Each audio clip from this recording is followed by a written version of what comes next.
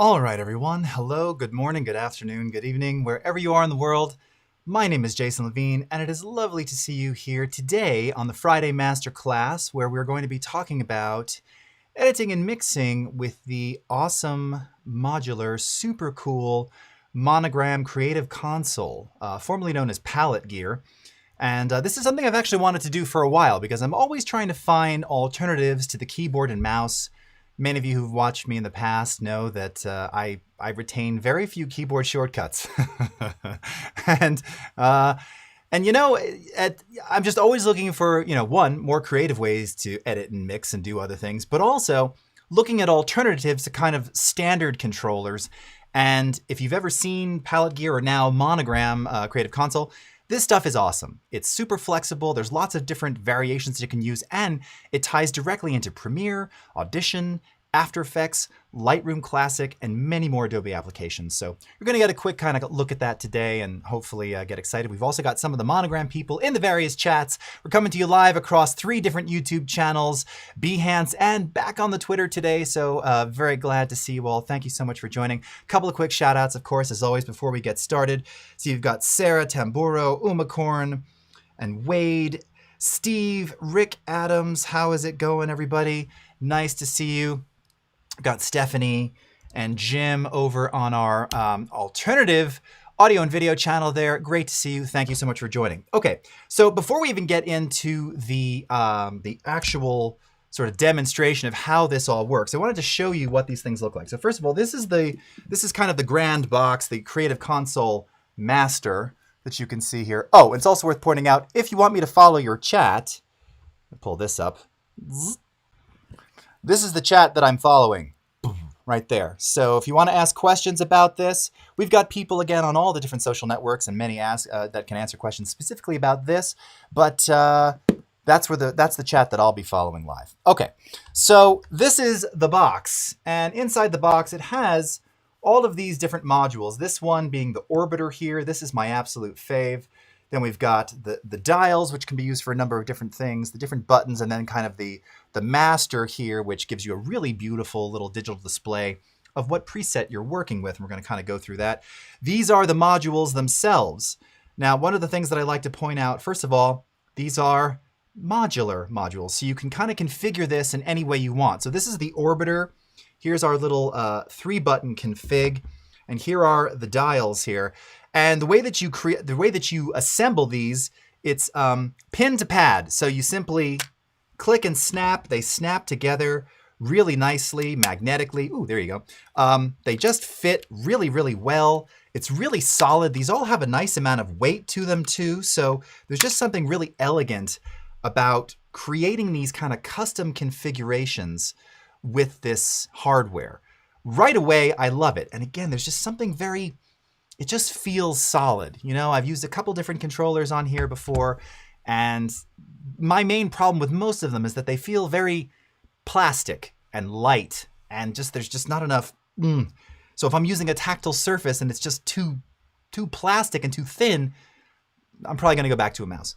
This has a really nice, solid, weighted tactile feel. There's also a fader, which you could use specifically for things like, mixing faders in Audition or Premiere. I don't have any of the faders. They too are really nice and weighted. I'm not quite sure if they're 100 millimeter. I don't believe so, but there's a lot of weight and you can really feel it as you're kind of, moving through and working with them. All right, so without further ado, let's go ahead and let's move over to Premiere. And more specifically, we're gonna pull up what's called the Monogram Creator. So what's really nice about this, so as mentioned here, let me give you just let me give you this first here.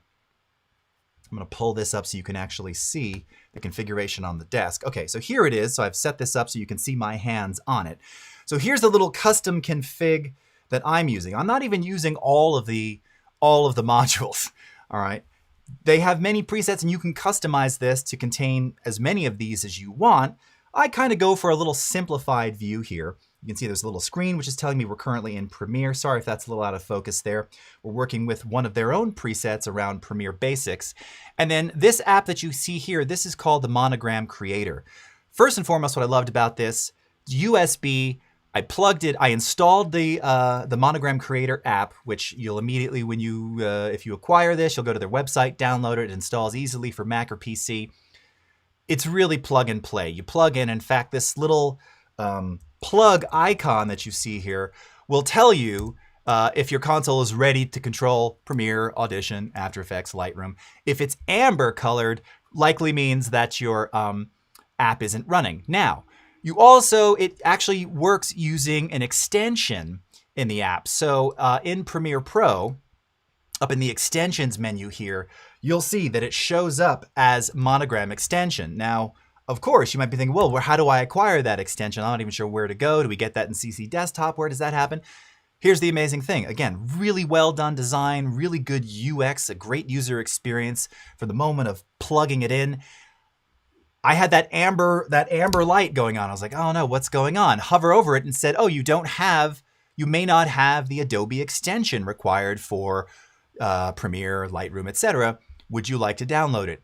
It downloaded, it installed automatically for all the apps. I didn't even have to do anything, and it just started working. So, you know, that's just one of those really nice things. Plug and play makes it really simple. I didn't have to go Googling for an instruction manual. It does come with, you know, you're seeing a lot of this kind of stuff today.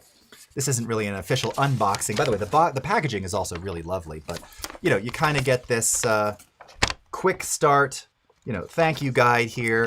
You can't really see it on screen, but there's like, it just tells you, plug it in, pin to pad, plug in the USB, grab the extension, and start going. All right. By the way, also worth pointing out, this is not sponsored. This is just me trying out some hardware. Okay. So I'm just showing you something. I like it. I want to talk about it. That's that. We can get that out of the way. All right. So when you fire up the Creator Console here, let's go into New Profile, because this is actually the first thing that you'll likely do. I think it recommends that in the instructions as well. And right away, you'll see that you can choose, well, which app are you wanting to drive? Lightroom, Photoshop, Premiere, After Effects, Audition, Illustrator, InDesign, and even Capture One. All right. So naturally, we're going to focus today on these two. I haven't really given it a full test with After Effects. But again, if the fluidity and smoothness of what I've experienced in Premiere Pro is any indication, I'll probably start working with it in After Effects as well. And it's wonderful for Lightroom. And as someone who's never used, I don't use a Wacom tablet. I don't use any kind of a pen or anything like that. I've always used the mouse and very minimal keyboard shortcuts. Having specifically the orbiter here really changes the way you think about working with these applications and working with controllers. All right. So you choose one. In this case, maybe we'll choose, let's do another Premiere one here. Okay. Now this is another really lovely thing. Browse pre-built Monogram profiles. You know, you've heard me say this a bunch of times on stream. I love it. Terry White shared this little line with me years ago. And it's one of those things which is, you know, presets mean goodness. You know, you can customize this. You can start from scratch. You can start not knowing how it all works and just kind of learn it that way. And that's great. But I love how it's like, yeah, absolutely. Show me some preset configurations to get started. I can figure out how to customize them afterwards. So I love this. This is just, it's just really well done, right? Preset starter profiles. All right. So we click done on that. And then you're presented with a series of different Premiere specific presets for controlling this configuration. All right. Now, what's also cool is that, again, you can augment and change the number of dials, number of sliders, number of keys, number of orbiters here. These are going to conform to the setup that you have. And it tells you briefly, you know, via the title here, what they are. So here's one for editing, which I actually already have. Lumetri Basics, Lumetri Highlights, Lumetri Midtones and Shadows. So, you know, in lieu of using something like a tangent controller, which I've, you know, not being a colorist and not being a color correction pro, or more importantly, not having come up in that world of using, what was I going to call them? Are they orbs? Not orbiters. What are the balls? Am I 5? I'm laughing at that word. You know what I'm talking about, though. Those controller wheel ball things. I never felt comfortable with those. For using this now for like a 3-way color with the orbiters, ooh, it's very smooth, and you'll see in a moment. So again, for me, these are really nice, but I love starting with the presets. So that's exactly what I did. And if we come up here, you can see I've got a couple of them open already. So what's really nice is when I click over to Premiere, and I don't know if you can see down here on the screen, it's automatically detecting the one that I'm in, okay? Now just to kind of show you one more time here, I can click through these and you'll see on screen that it tells you which one I'm switching to, all right? Now I was talking to the Monogram guys earlier this week and I was saying, okay, you know, the problem with me is I can't remember keyboard shortcuts. So when I initially started working with this, I kept going back and forth to figure out what keys did what. And you can see that these are, as part of the preset, they're already pre-assigned. Well, here's something really cool. When you're in Premiere, I was initially going to keep that the creator off to the side. I've got these 2 buttons right here. Underneath are the brain. And if someone wants to chime in exactly what that's called, no problem. Oh, trackballs. Thank you, Chris. And why couldn't I remember that? This wasn't coming to me. All right. If you hold down both buttons, it gives you this overlay and shows you what everything is. So this is awesome because I am challenged when it comes to remembering these kinds of configurations. So wonderful, easy, awesome. And you can see that for this Lumetri Basics setup, we've got contrast, highlights, and shadows across the dials up at the top, reset white balance, reset exposure, and bypass for Lumetri. This is lovely because this is a quick way to do sort of a before and after in real time. Saturation, whites, blacks, and then the orbiter functions in 3 ways. When you turn it, it's going to adjust exposure, and then you have the ability to push, all right, and sort of ride horizontally or vertically for tint and temperature. So I'm going to show you those, all right? So here we have a video that I shot a while ago, you know, nothing fancy here of me. I'm inside the Lumetri color panel. What's also really cool about this is that the panel doesn't have to be in focus. So I'm going to show you right away. Let's just get started. So first I want to maybe adjust exposure. So I'm going to grab the orbiter here and just start adjusting exposure. And something that I just want to point out here, I'm going to move this faster. This control is ridiculously fluid. Not only is it physically fluid, but even as you're seeing, I kept Lumetri, the scopes sort of behind me, slightly obscured, but you're seeing the motion. Look at the motion of the exposure slider here. It's wonderfully fluid. Wonderfully fluid. This got me completely lost in using this because I'm like, oh, wow. Yeah, I can just dial it right in. Now, is it any different than doing this? Yes, because I'm not having to do this weird lateral motion and press down with my hand. This just feels right with the orbiter here. So smooth, fluid, natural, and weighted. Now, you'll notice that it's moving in, single stop increments or tenth increments here. This can also be adjusted if we go into the Monogram Creator. So we can tap on this and we can go into the customizations here. All right, and we can see all the various settings that we have. So if you wanted to change what that's doing specifically with regard to exposure, here's where you can adjust the steps. So you want it to move in, single increment steps or 5. Oh, you can't see it. It's obscured by the overlay there. Sorry about that. So steps are right here. All right. So let's change that to not 5 is a bit much. 10 is a bit much. So let's change it over to 5. All right, I don't even know if I have to leave. Yeah, I don't even have to leave the screen. Let me just zoom in. So now you can see as I move this, it's moving in steps of 5 now, as opposed to 1. This is also really well done that I don't even have to change the focus. It just works. All right. So, when you think about these things and kind of the design of how this stuff works, I've worked with a lot of these over the years, some better than others. This one was really intuitive. I'm like, okay, yeah, maybe I don't want so many steps, or maybe I want the increments to be larger. It's really easy to do that. And depending upon whatever you tap or click on here, so let's say I go to, let's get out of this, we're not gonna change it. Again, if I go into contrast, it automatically brings me right into contrast here so I can make those changes. I can even customize the color. So you're noticing as I'm changing the color down here, it's also changing on the device. Now we're in yellow. seafoam green, sky blue, darker blue, magenta. All right, that's kind of, I think, the standard for most of the Premiere presets there. So really easy, really flexible to customize and make these your own. You can also completely change what button is doing what, either from scratch or in that same dialogue. All right. So again, if we just go back to Premiere real quickly here.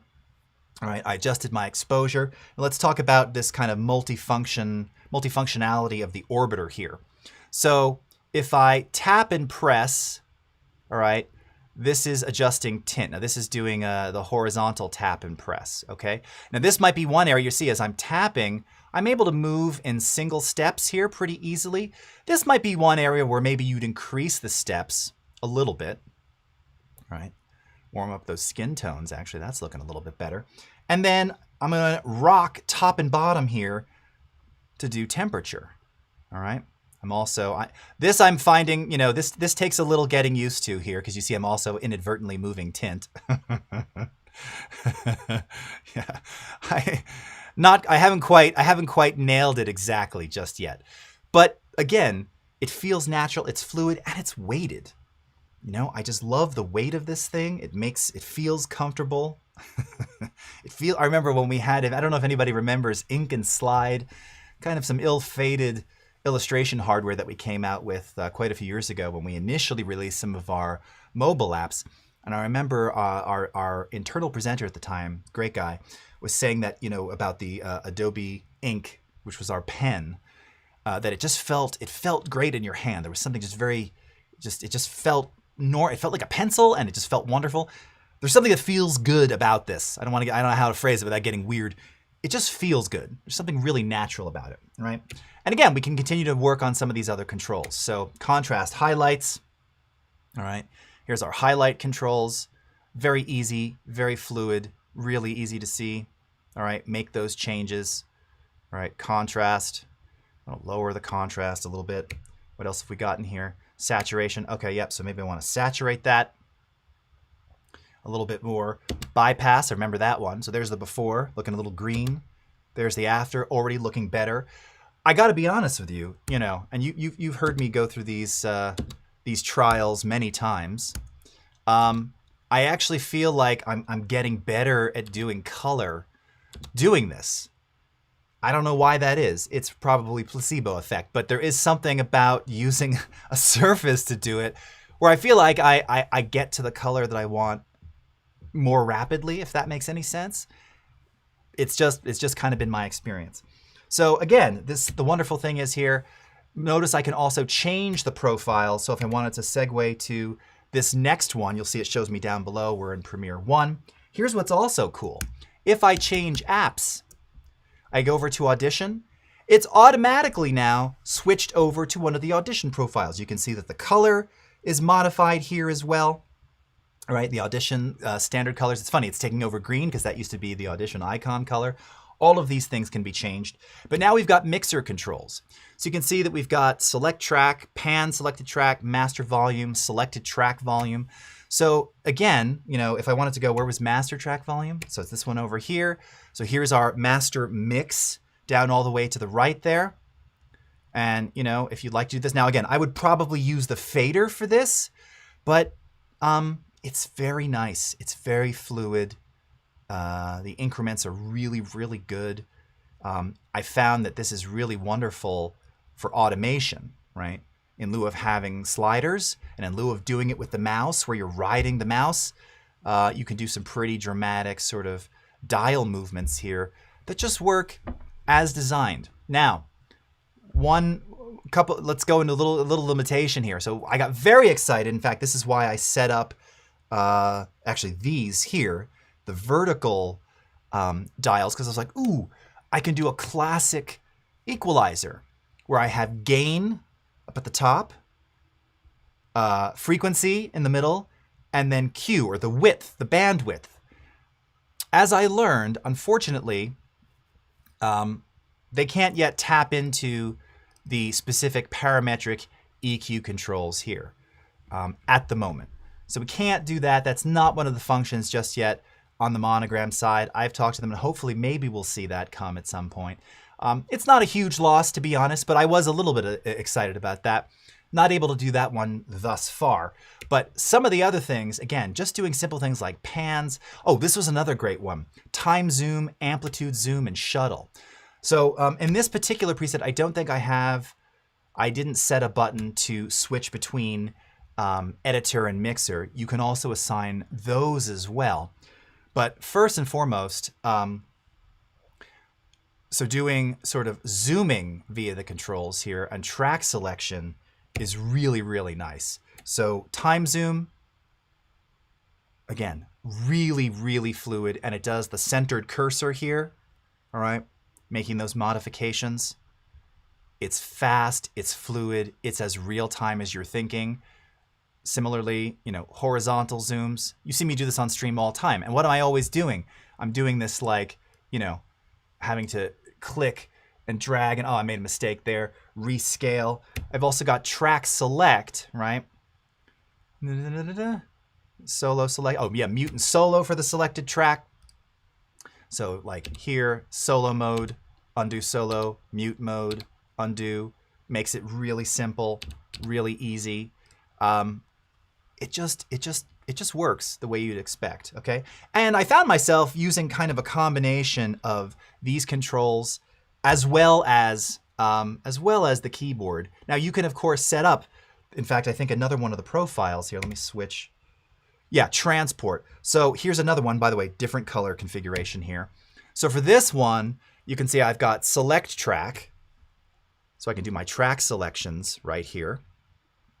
This is really nice, okay? Nudging clips. So this is where editing comes into play. You can actually nudge and edit. If we go, so we can toggle playback.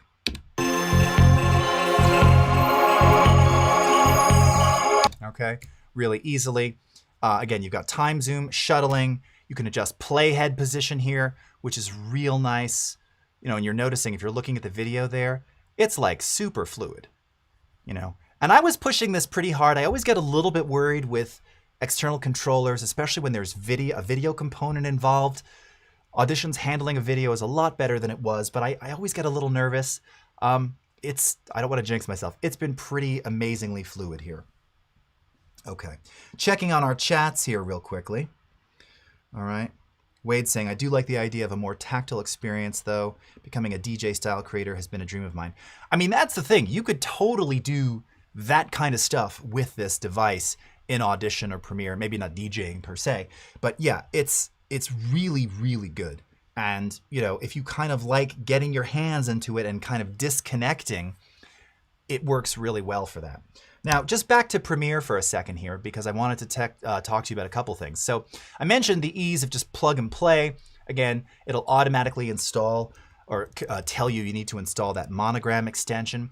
This is wonderful. I'm going to close this project real quickly, though, just to point something out that I just wanted you to be aware of. This was something I ran into, and there's a request out to change this behavior. And this is actually on us. This is something to do with our SDK that we give third-party companies to tap into to be able to control all the CC apps here.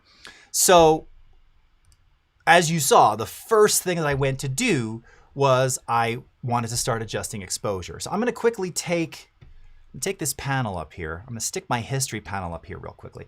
And I'm just showing you this for total transparency. Now, this is it's not a deal breaker by any stretch. And as I pointed out, and you know, I'm not selling you on this. I'm just telling you the truth. I started using this. I got lost for an hour color correcting. I actually made a whole bunch of presets, in fact. Here, I think my presets are here. I think this one, I loved this one. So again, just kind of regrading this clip. Here's the before. I really looked very green. Here's the after. All right. I got completely lost in this for well over an hour, just adjusting color without ever hitting or attempting to undo anything. And I think part of that was I was trying to acclimate my muscle memory to the feel of the orbiter, you know, to the feel of the dials and the buttons, and kind of getting used to, you know, this process, right? Well, one of the things that I noticed, and this is why I pulled up the history panel here, is that when I started to adjust exposure, oh, and here, hold on one second. Let me go back here for a second.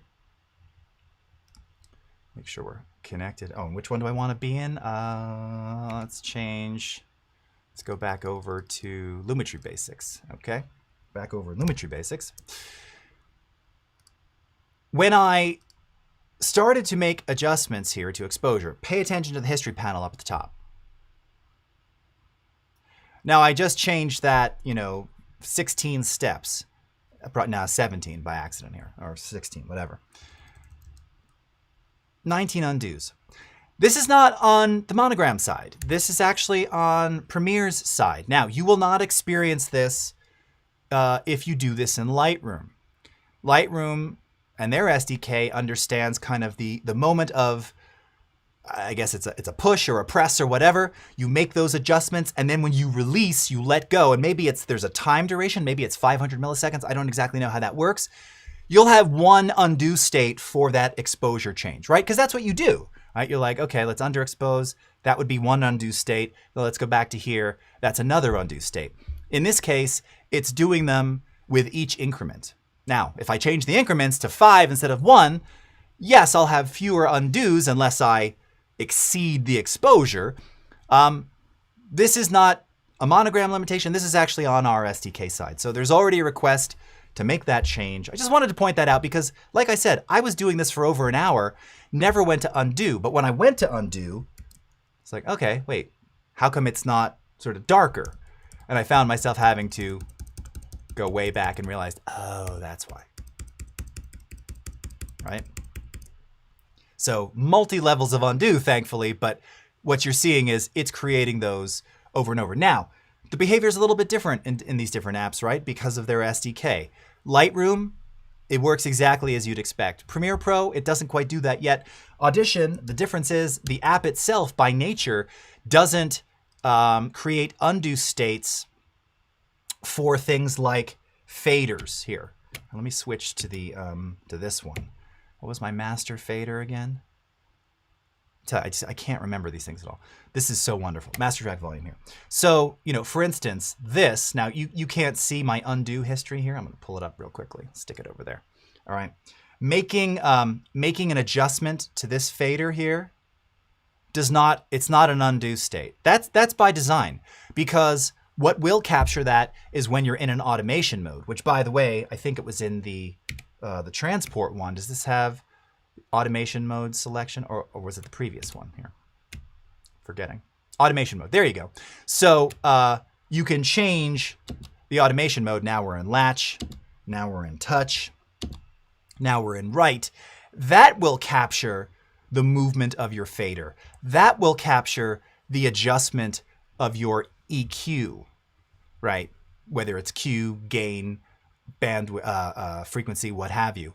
That happens in the automation stage. It does not happen. It's not part of the undo history. Now, if you go into something like the editor, right, and you cut something out, yes, of course, there you have an undo, right? That makes sense. So there's different functions that actually apply to the history and other things that in Audition that are sort of by design, where again, I didn't hit that. I won't call it a limitation. I won't hit that issue at all because it just functions differently in the app here. Now, one of the other things that I really loved about this too, and let me remind me, was it in this one? Do this all day. Where is it? Where is it again? Spectral frequency scale, yes. So this is just another one of those nice things, I'm always zooming in spectral, right? Specifically like when we're talking about 50 cycle hum or 60 cycle hum or removing different noises, and we want to look at this less linearly, more logarithmically, or vice versa. This allows me to zoom down where now I have, and I can continue to use the mouse for that, of course, but I also have this dial control. And by the way, you'll see that when I made that physical change on screen, it's now adjusted the relative scale of how the dial works here, because that's actually how it would have worked with the mouse as well. So there's just some really awesome things that you can do with this. I highly recommend checking it out. And I believe, I think they're in the chat. They're even offering a discount code. I think it's Adobe 50. Keep me honest on that, friends.